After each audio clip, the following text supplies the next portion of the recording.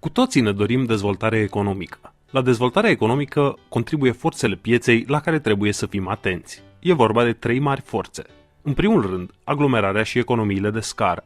În al doilea rând, mobilitatea și migrația. În al treilea rând, specializarea și costurile de transport. Poate părea complex, dar lucrurile sunt mai simple dacă ne uităm cu atenție. Economiile de scară sunt cheie. De ce? Deoarece creează un cerc virtuos de dezvoltare în marile aglomerări urbane și, după cum știm, orașele competitive sunt vitale pentru dezvoltare. Cum arată acest cerc virtuos?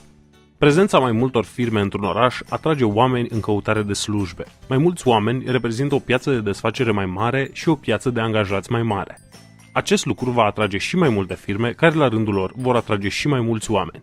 Să ne uităm acum la mobilitate și migrație. Mobilitatea și migrația nu sunt un lucru rău. Ele reprezintă dorința oamenilor de a fi mai productivi, iar acest lucru trebuie încurajat. Creșterea productivității individuale a acestor oameni se va răsfrânge în timp asupra întregii economii. În 1900, țările cu cea mai mare rată de emigrare includeau Marea Britanie, unde 41% din populație era emigrată, Italia cu 30%, Spania cu 23%, Suedia cu 22% și Germania cu 10%.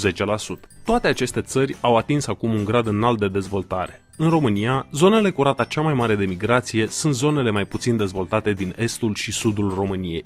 Pe termen lung, faptul că oamenii din aceste zone mai puțin dezvoltate devin mai productivi altundeva se va răsfrânge pozitiv și asupra acestor zone. Și nu în ultimul rând, o veste bună. Costurile de transport au scăzut în timp, facilitând dezvoltarea globală. Ca să se dezvolte însă mai mult, România trebuie să-și dezvolte infrastructura de conectare la Uniunea Europeană. Faptul că România este partea blocului economic al Uniunii Europene este un avantaj de care trebuie profitat din plin.